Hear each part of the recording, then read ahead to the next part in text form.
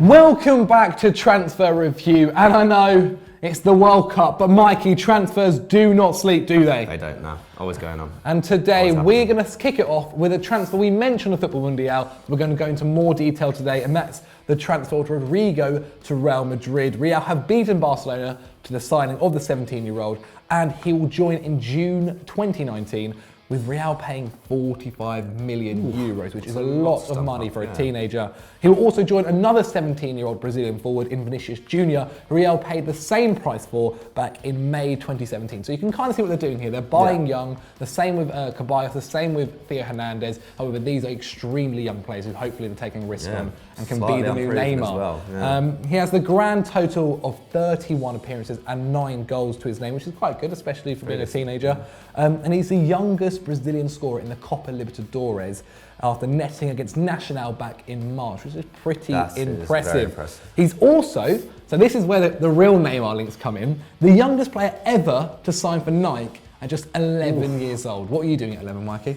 I can't really remember, to be honest. Just chilling, really. Playing FIFA 2004. There you go. These signings, though, do seem attempts to avoid missing out on star players like they did with Neymar and like they did with Gabriel Jesus. How do you think he compares to those players, though? Well, I mean, it's very difficult from such a limited senior career to compare him with Neymar and Jesus. I think when Barcelona signed Neymar, for example, he'd been a teenage sensation for a while. He was 21 by the time he arrived at the Camp Nou.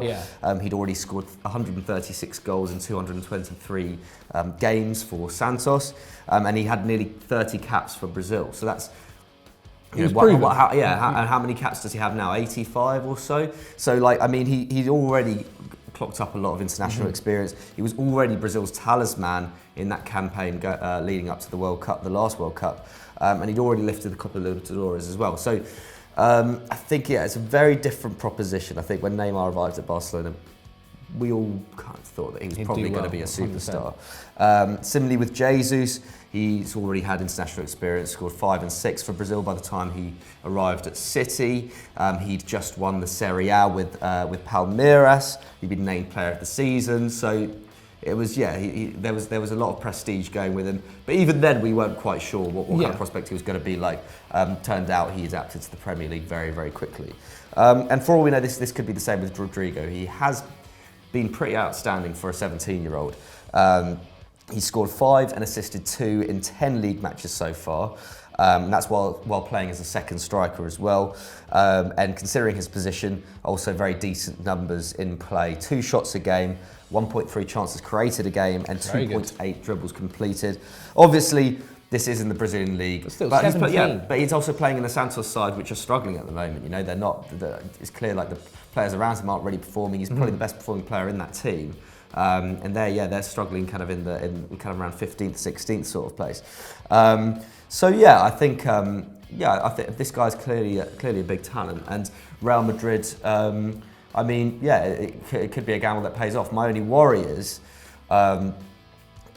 that by buying these 2 players who are very young, I just don't quite see what their kind of development is, what their route is into that first team when they still possess players like Isco and Asensio who are young. Well, Isco not so much, but who are proven in those kind of positions, can deputise quite well. When you have Ronaldo, who still continues to score goals up front, it doesn't look like he'll be dropped anytime soon. Bale looks more and more likely that he'll stay at the Bernabeu this summer. And obviously this guy's not going to be joining up with Madrid until next summer. And by that point we'll definitely have a better idea of what he's capable of. It's kind of like but Vinicius is joining this summer. I'm not convinced he's going to be able to get into that team. It's kind of like the Odegaard situation. For sure, he was this YouTube star, came and joined Real Madrid, and then basically went to their Castilla side and is now gone on loan. I think he's actually done quite well on loan. But, as you said, can they get into that side? What do you guys think, though, at home? Can these players move on into the Real Madrid first team? Let us know what you think in the comments below. Our next transfer rumour comes from a couple of sources, the Mirror in the UK and Gazzetta dello Sport in Italy, and they're reporting that the agent of Sevilla's Eva Banega is in talks over a move to Arsenal this summer.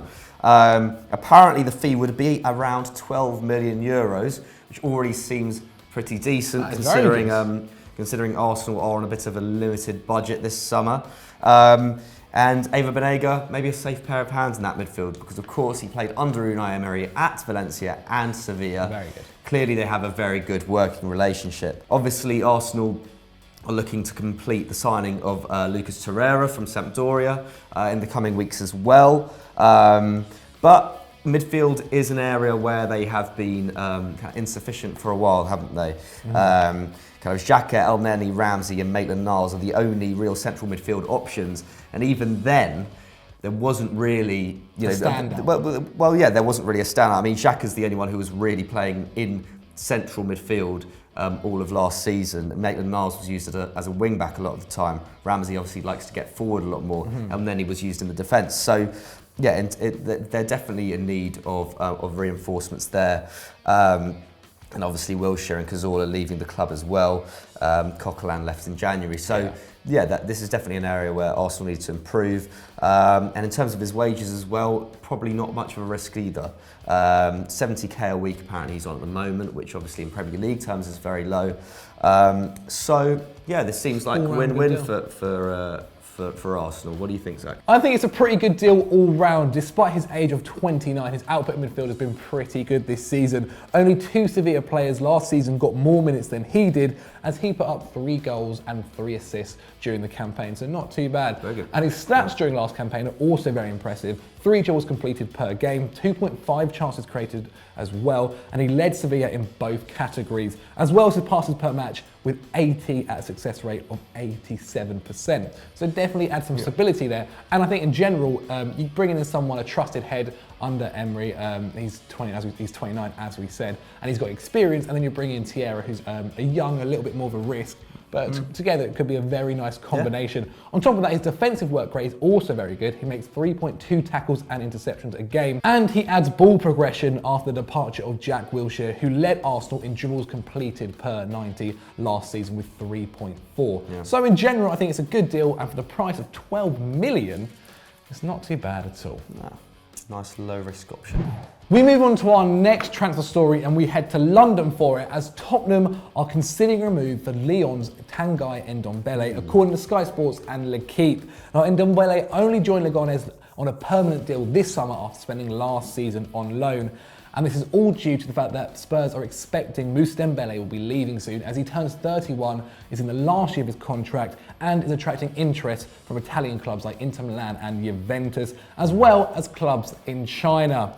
Now, Spurs have looked at other players in Lille's Bissouma, Salzburg's Hiara, and Watford's Decore too, but apparently they want Ndombele and are prepared to offer 40 million euros, which is a hefty return from the 10 million euros Lyon paid for the 21-year-old.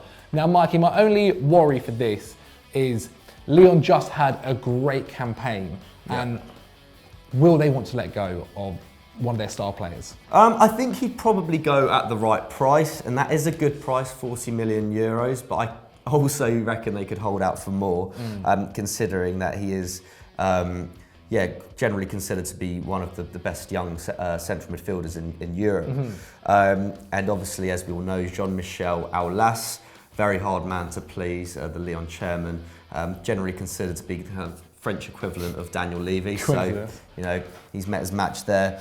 But yeah, they're hard to negotiate with Lyon. Obviously, as a United fan, I remember us being shunned over Michael Essien, over Karim Benzema, all way back when. And then we've seen it with Liverpool this season. Obviously, there was the medical issue as well. But Lyon generally, were playing hardball over Fekir, and it looks like he almost definitely won't be going to Anfield this summer now.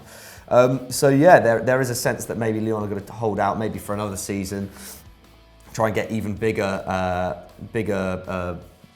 prices for these players. Yeah, fair enough. And yeah, it's kind of how they've operated over the years, considering they produce so much talent. But back to the player at hand here, Ndombele only actually has 81 senior appearances to his name. Obviously, he's still only 21, so that's not terrible. But he actually does already look like a good replacement for Dembele, and no, not just because their names sound similar. Because I know you were going to say that, Zach. Oh, he's nicked my point.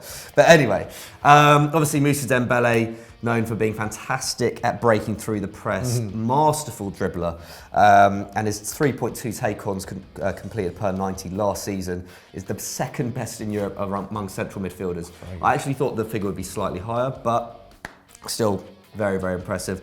Ndombele, on the other hand, is fifth with 3.1, so basically the same. And Basuma is actually on top there, so that is another option if they're looking to get in the talent from Ligue 1. However, he does lose the ball 4 times a game.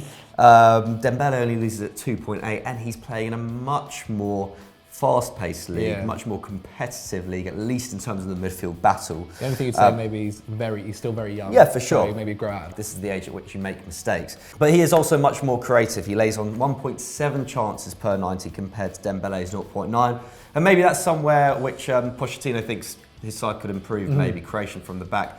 Maybe he sees Ndombele as more of a deep line playmaker. Obviously, they have great, creative players just behind Kane in Son, Ali, and Eriksen. But maybe he feels like there could be more coming from deep. At the moment, it's Sissoko is their best. So yes, exactly. I mean, he'd be a huge upgrade on him, wouldn't he? But also on top of that, he's very good defensively as well. He makes 3.8 tackles and interceptions per 90. While Dembele manages 3.3. Obviously, again, let's take into account that he's playing against players of far smaller calibre in France. But the early signs look very good. He just looks like a very good all-round midfield talent who, under the guidance of Pochettino, could be morphed into a very, very good player in the Premier League. So, I think this would probably be a good move for Tottenham. Whether it will happen or not so sure, as we discussed earlier.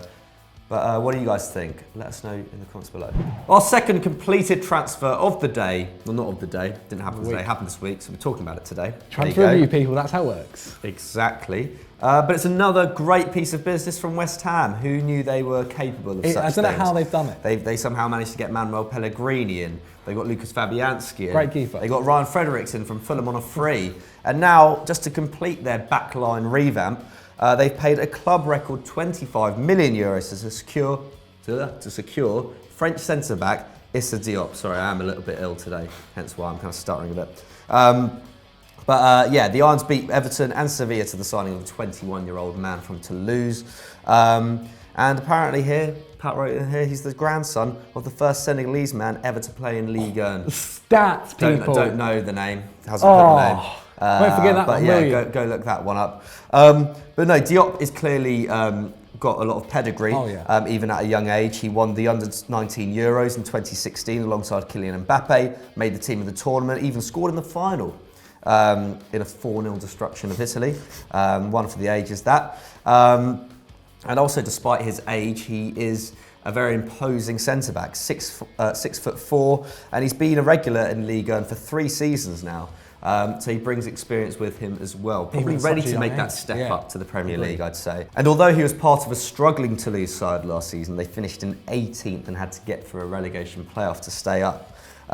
Only 6 teams in the league conceded fewer goals than them. So it's clearly their problems were not at the back. It was clearly that they couldn't score goals, which is, maybe Diop should have, added a few headers. Maybe he did, but I don't have those stats right here.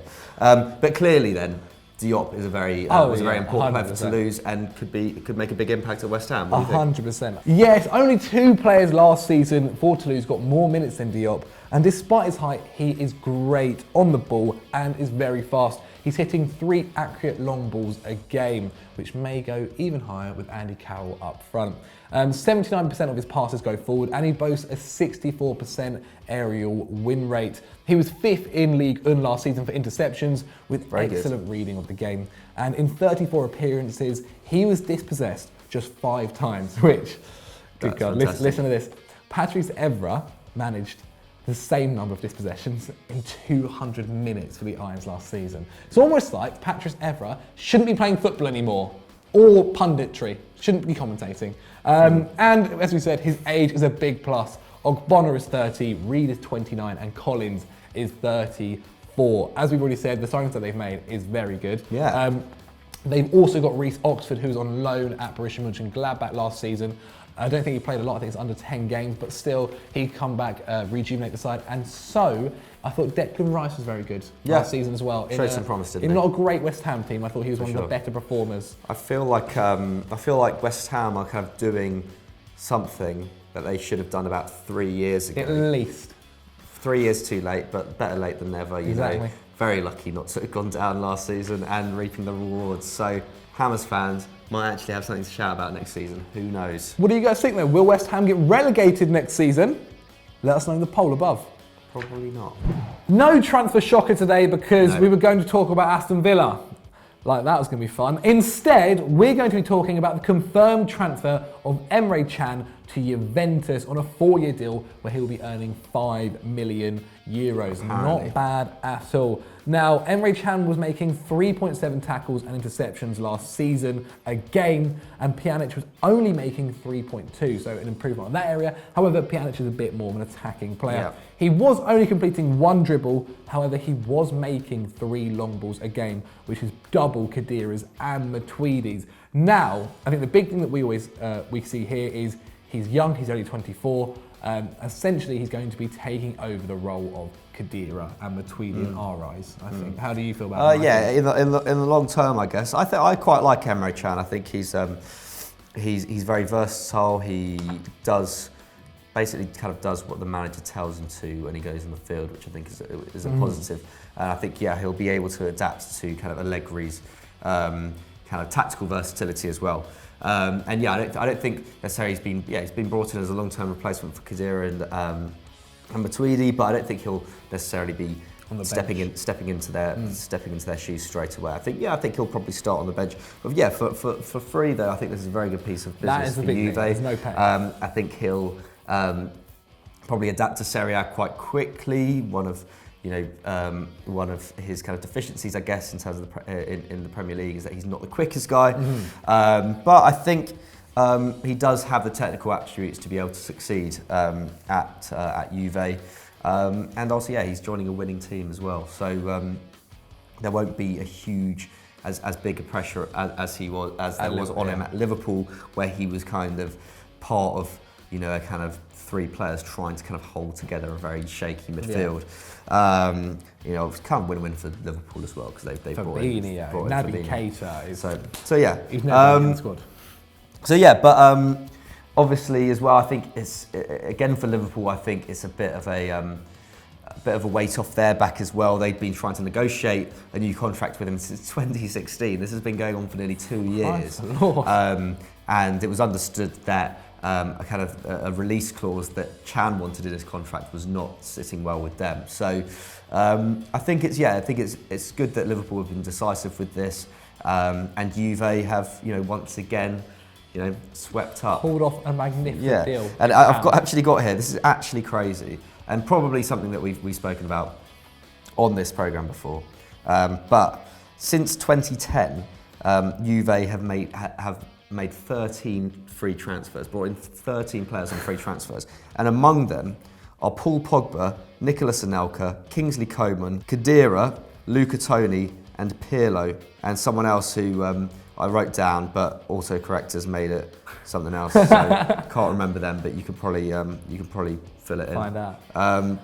But yeah, so that's pretty amazing business from Juve. Just continued. But yeah, what do you think of the signing? Do you think Can will succeed in Serie A? And do you think Liverpool's midfield will boss it next season without him? Probably. But let us know down below. And so that's the end of transfer review. We found out that player. It was Dani Alves, which is again insane how they've done that. If you've enjoyed it, let us know your thoughts in the comments below on the transfers. And if we missed any out, let us know down there as well. Make sure you're hitting us on Twitter and Instagram as well with any new transfers that have been happening or rumours. Mikey, we need it, don't we? We do. Right in the know. We aren't at all. What should they do now, though, Mike? They should go to Football Mundial on Tuesday, and from this Tuesday as well. Watch Zach Jalab get educated on all things Portugal. We went to the Portugal-Spain game last weekend. Mad scenes. At a Portuguese bar, and it was madness, as you can tell. That Ronaldo free kick, oh my God, still not quite over it. So go check that out, and as always, don't forget to like and subscribe. Thanks for watching, and see you soon. Vamos Portugal.